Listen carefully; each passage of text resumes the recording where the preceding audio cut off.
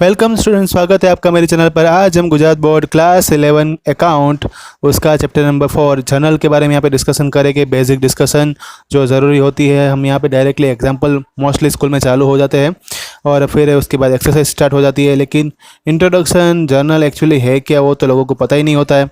तो हम यहाँ पे इंट्रोडक्शन पढ़ेंगे और इंट्रोडक्शन से स्टार्ट करेंगे। तो यहाँ पे हम इंट्रोडक्शन से स्टार्ट करेंगे। तो यहाँ पे पहले लिखा हुआ है कि बिजनेस है, कोई भी हम यहाँ पे धंधा स्टार्ट करते हैं, उद्योग स्टार्ट करते हैं, तो उसमें जो है वो इकोनॉमिक ट्रांजेक्शन तो होने वाले ही है।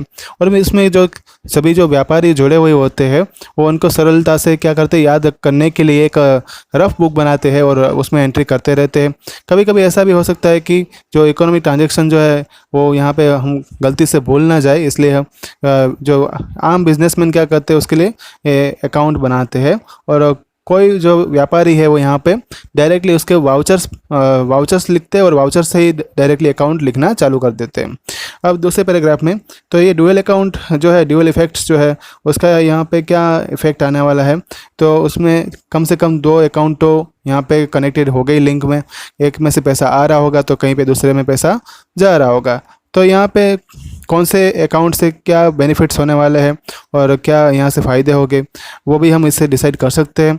और कहाँ पे जो है अपना पैसा उधार रहेगा, कौन से खाते में पैसे जमा होंगे वो भी हम इससे डिसाइड कर सकते हैं। तो यहाँ पे जो उधार और जमा मतलब कि क्रेडिट और डेबिट के जो नियम हैं उसके हिसाब से जो अकाउंट लिखने की जो प्रथा पहले से चली आ रही है वो उसको बोलते हैं जर्नल। और यहाँ पे उसका जो हिसाब होगा, यहाँ पे मतलब जो ट्रेडिंग होगी वो उसकी एक बुक बनेगी, उसको हम क्या बोलते हैं, जर्नल बोलते हैं। और अकाउंट जो है उसी का जिसमें लिखी जाती है, मतलब अकाउंट जिसमें हम लिखेंगे उसको क्या बोलेंगे, जर्नल। अब दूसरा यहाँ पे क्वेश्चन है व्हाट इज़ जर्नल। तो जर्नल का यहाँ पे मतलब हम समझने की कोशिश करेंगे। तो जो भी हम यहाँ पे ड्यूअल ट्रांजेक्शन सिस्टम जो है, ड्यूअल अकाउंट की जो सिस्टम है उसकी क्या इफ़ेक्ट जो आती है वो हम रिकॉर्ड करते हैं जर्नल के अंदर और बाद में जो है दूसरे कोई भी बुक में हम लिखते हैं। यहाँ पे जो वर्ड है झर का मतलब होता है दिन, और इसी से ही ये वर्ड जो है जर्नल आया हुआ है। मतलब कि जो डेली जो हम ट्रांजेक्शन करते हैं, और ये जो जर्नल वर्ड जो है वो एक लैटिन लैंग्वेज में से लिया गया है और उसका जो मेन मीनिंग जो है होता है वो डायरी होता है। तो इस तरह से हमें जर्नल लिखने के लिए जो बुक जो मिलती है उसको बोलते हैं बुक ऑफ ओरिजिनल एंट्रीज जो होती है उसको हम बोलते हैं जर्नल। ये एक ऐसा जो है यानी कि ऐसी बुक रहेगी जिसमें सभी जो ट्रांजेक्शन हो गए उसको डेट के हिसाब से, मतलब डेट के हिसाब से इसमें लिखे जाएंगे और किसकी एंट्री करनी है किसकी एंट्री नहीं करनी वो भी हमें डिसाइड करना होगा। ठीक है, ये कच्चा पक्का जो है ऐसा अकाउंट नहीं है, मतलब कि यहाँ पे हमें पक्का जो आने वाला है हमें इसमें जो लिखने वाले हैं वही चीज़ हम इसमें लिखेंगे। जो नॉन इकोनॉमिक ट्रांजेक्शन हो गए जैसे कि उसको हम नहीं लिखेंगे। ओके, उसी के हिसाब से ये पता चलेगा कि अकाउंट में क्या पैसे डेबिट हुए और कहाँ पे पैसे क्रेडिट हो रहे हैं। ट्रांजैक्शन जो है वो पहला रिकॉर्ड होगा, वो यहाँ पे उसका एक्सप्लेनेशन भी थोड़ा सा हम नीचे से लिखेंगे जिससे पता चलेगा कि एक्चुअली में कहाँ से पैसे आ रहे हो कहाँ पे जा रहे हैं, या गुड्स कहाँ से आ रहा है कहाँ पे जा रहा है, नॉमिनल अकाउंट है, रियल अकाउंट है, पर्सनल अकाउंट है, उसकी थोड़ी इन्फॉर्मेशन भी हम नीचे देंगे। अब नेक्स्ट आ रहा है उसमें characteristics of the journal book. तो उसमें यहाँ पे 5 पॉइंट दिए हुए हैं। Original, dual effects, 2 column for amounts, order of date and narration. तो इसके बारे में यहाँ पे हम डिस्कस करेंगे। तो पहला उसमें आ रहा है ओरिजिनल बुक। तो ये भी एक इम्पोर्टेंट बुक है यहाँ पे कि कोई भी हम हिसाब यहाँ पे जो करने वाले हैं उसको पहले हम उसकी जो रिकॉर्ड होगा उसको हम पहले उसमें अकाउंटिंग ट्रांजेक्शन को उसमें रिकॉर्ड करेंगे। और ये जो एक ओरिजिनल या तो फंडामेंटल बुक भी उसको बोलते हैं। दूसरा यहाँ पे है कि भाई डेबिट ड्यूअल इफेक्ट, मतलब कि अकॉर्डिंग टू डेबिट और क्रेडिट रूल के हिसाब से जो है यहाँ पे ड्यूअल इफेक्ट्स रिकॉर्ड हो गए और उसका ट्रांजेक्शन भी हम बताएंगे। 2 कॉलम फॉर अमाउंट, उसमें अगर देखें तो as per the dual effect जो डेबिट अमाउंट डेबिट जो अकाउंट होगा उसका यहाँ पे कहाँ से पहले दो एंट्री डेबिट हो रही है वो पहले लिखी जाएगी, फिर कहाँ पे वो क्रेडिट हो रहा है वो अमाउंट बाद में लिखा जाएगा। फिर डेट भी इसमें जो है वो भी लिखी जाएगी जिससे पता चले कि कब ये एंट्री हुई थी। नरेशन मतलब कि कोई बाबत ऐसी कोई मैटर जो होती है उसको यहाँ पे हम बोलेंगे नरेशन। और ये भी थोड़ा ब्रीफ डिस्कशन जो है मेंशन करना होगा जो नीचे हम लिख सकते हैं। अब आ रहा है यहाँ पे significance of the journal entry. तो क्या है उसके फ़ायदे, तो पहला इसमें दिया है ऑल अकाउंटिंग ट्रांजैक्शन। तो उसका मतलब कि जितने भी हम यहाँ पे हिसाब अपने करने वाले हैं, ट्रेडिंग करने वाले हैं, उसको डेट वाइज टाइम वाइज जो है वो उसको हम रिकॉर्ड करेंगे। और ऐसे ये भी चेक करेंगे कि कोई बीच में रह तो नहीं जाता है। दूसरा यहाँ पे डिटेल इन्फॉर्मेशन, तो हमें यहाँ पे सभी इन्फॉर्मेशन देनी पड़ेगी, और जब भी कोई ज़रूरत पड़ती है किसी को, अगर देना पड़ता है जैसे कि इनकम टैक्स है, तो उनको भी ये बताना है, तब काम भी आता है ये चीज़ें। तीसरा यहाँ पे दिया है information useful for the futures. तो ये जर्नल के अंदर जो इन्फॉर्मेशन मैंने दी होगी हर साल, हर डेट, हर मंथ, वो सभी इन्फॉर्मेशन जो है वो आगे भी अवेलेबल होने वाली है, मतलब फ्यूचर में भी इसका हम यूज़ कर सकते हैं। इजी फॉर पोस्टिंग, तो कहीं पे अगर हमें इसको जो है अगर कहीं पे पोस्ट करना है, यानी कि जो इसमें उधार या जमा जो होगा, क्रेडिट और डेबिट जो होने वाले हैं, उसके लिए 2 अलग अलग ट्रांजेक्शन के लिए एंट्री रखी होगी, मतलब 2 अलग अलग कॉलम बनाए होंगे। तो इसलिए हमें ये भी पता चल जाएगा कि कौन सा खाता उधार है और कौन सा खाता जहाँ वहाँ पे हमने उसको डिपॉजिट किया, मतलब कि क्रेडिट कहाँ पे हो रहा है। फिर दूसरा है कि यहाँ पे सिस्टमेटिक रिकॉर्डिंग होती है, तो इससे ये फ़ायदा होता है कि जो भी हम यहाँ पे आम नोंद लिखते हैं, मतलब कि जो भी इसका ट्रेडिंग होता है बिज़नेस के अंदर, वो ट्रेडिंग यहाँ पे रिकॉर्ड जो होता है वो रूल्स के हिसाब से रिकॉर्ड हो रहा है, ऐसे ही रिकॉर्ड नहीं हो रहा है। तो ये सिस्टमेटिक मैनर से जो है लेज़र में हम लिखने वाले हैं। फिर एररलेस अकाउंट, तो जर्नल में एंट्री ऐसे लिखी जाती है जिससे डबल एंट्री है, दोनों इफेक्ट उसकी देखने को मिलती है, इसलिए एरर आने की जो चांसेस है वो कम हो जाते हैं। इसलिए हम कह सकते हैं कि एरर इसमें मिनिमाइज ही रहेगी, मतलब शायद ही देखने को मिलेगी। फिर नेक्स्ट टॉपिक आ रहा है इसका एक्सप्लेनेशन, तो एक्सप्लेनेशन भी देख लेते हैं कि कैसे जर्नल बुक हमें लिखनी है। तो पहले उसमें आ रहा है यहाँ पे उसकी डेट कैसे हम लिखेंगे। तो डेट जो है उसके लिए अलग कॉलम होगा, उसमें डेट वाइज ही लिखनी होगी, मतलब कि स्टार्टिंग अगर डेट जनवरी से हम स्टार्ट करते हैं तो जनवरी का पहला आएगा, फरवरी, फिर मार्च, अप्रैल, ऐसे हमें लिखते जाना है। आगे पीछे टेढ़ा मेढ़ा अकाउंट जो है उसका ट्रांजेक्शन लिखना नहीं है। दूसरा है यहाँ पे पर्टिकुलर, तो जो यहाँ पे कोई भी हम इसमें एंट्री करने वाले हैं, ये एक इम्पोर्टेंट कॉलम रहने वाली है, जिसमें हम पर्टिकुलर के अंदर हम क्रेडिट और डेबिट ट्रांजेक्शन कहाँ से हो रहे हैं उसके बारे में यहाँ पे बताएंगे, उसकी एंट्री जो है वो यहाँ पे बताएंगे।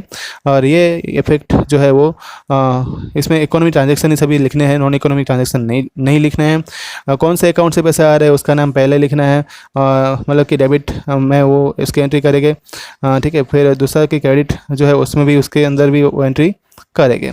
दूसरा कि यहाँ पे वर्ड कोई इस्तेमाल नहीं करना है, कि जैसे कि लिखा है यहाँ पे to is written then name of the account would appears at the end, the word credit is not written, मतलब यहाँ पे किसी का ओनर का नेम नहीं लिखना है, एक बात हमें याद रखनी है। पर्सनल अकाउंट है, नॉमिनल अकाउंट है, रियल अकाउंट है, वो आप जो है वो यहाँ पे नीचे आप ब्रीफ में बता सकते हो, लेकिन उसके अंदर लिखना नहीं है। मतलब इस कॉलम में हमें ये बात बतानी है कि क्रेडिट या डेबिट कौन से अकाउंट से हो रहा है, तो ये वर्ड हमें इस्तेमाल नहीं करना है। डेबिट और क्रेडिट ये दोनों वर्ड हम इस्तेमाल हम नहीं करेंगे। इसके अंदर में क्या करना है, तो जो भी हम जर्नल लिख रहे हैं उसके पेज नंबर जो है उसमें लिखा जाएगा, जिससे हमें पता चले कि डायरेक्टली कौन से पेज पे हमने कौन सी एंट्री लगाई थी।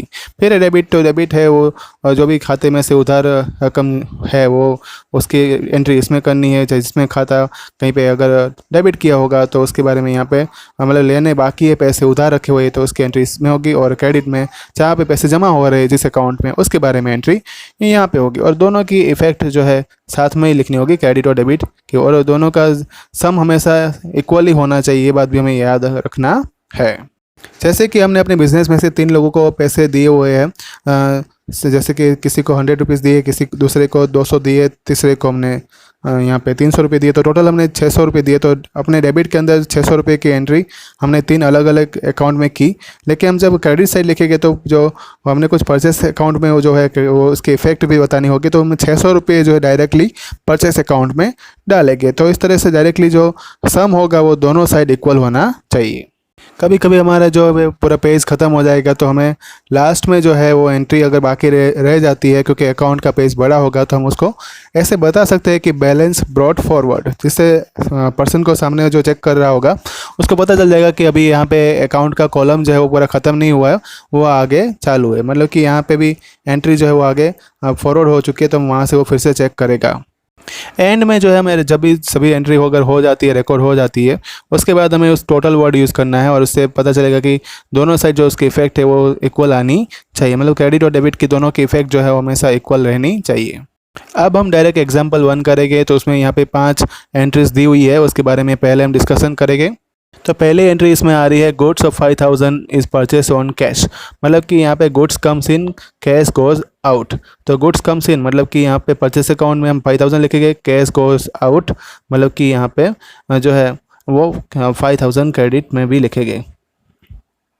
दूसरी एंट्री यहाँ पे goods of 8000 is purchase from the Nandan on credit. तो नंदन जो है वो यहाँ पे गिवर है, मतलब 8000 जो है वो उसमें वो हम कैश उसको देंगे, और यहाँ पे गुड्स जो है हम कम सीन मतलब बिजनेस में आ रहा है, एंड कैश जो है वो नंदन के अकाउंट में जा रहा है, मतलब कि purchase account and to the Nandan account में क्रेडिट होगा। फिर नेक्स्ट एंट्री यहाँ पे गुड्स जो है 4000 का हमने सोल्ड किया जिग्ना को।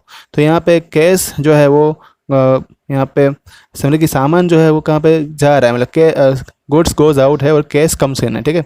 तो इसका मतलब ये होगा कि कहाँ से वो आ रहा है, पहले तो जिग्ना के अकाउंट में जो है पैसे जा रहे हैं, मतलब उसके डेबिट अकाउंट जिग्ना के अकाउंट में आएगा, और सेल्स अकाउंट में उसकी क्रेडिट इंफॉर्मेशन डालनी पड़ेगी।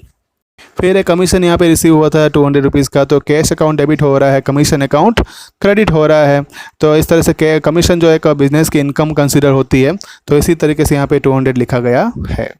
फिर यहाँ पे वेजेस जो है पेड किया था 150 का, तो वेजेस अकाउंट जो है वो डेबिट होगा, और कैश में जो है वो सामने वाले का क्रेडिट होगा, क्योंकि वेजेस जो है वो यहाँ पे सैलरी हम बोलते हैं, जैसे जैसे हमें लेबर को जो हम देते हैं उसको वेजेस बोलते हैं, तो वो भी हमने किसी और को दिया होगा, तो कैश उसका कैश बड़ा होगा, इसलिए कैश अकाउंट क्रेडिट होगा। तो ये था स्टूडेंट्स पार्ट 1। पार्ट 2 जो है जल्दी आएगा, व्हाट्सएप पर आपको नोटिफाई किया जाएगा। अगर आपको कोई डाउट है तो मुझे यहाँ पे कमेंट बॉक्स में लिखकर बता सकते हैं। ओके, रिवाइज ज़्यादा करना, तब जाके एंट्री समझ में आएगी। मोस्टली जो यहाँ पे अब एंट्री डबल एंट्री सिस्टम जो है उसके लिए पहले आपके कंसेप्ट क्लियर होने चाहिए, तो ये आप दूसरे नोट्स मतलब कि दूसरे जो सम से उसको अटेम्प्ट कर पाओगे।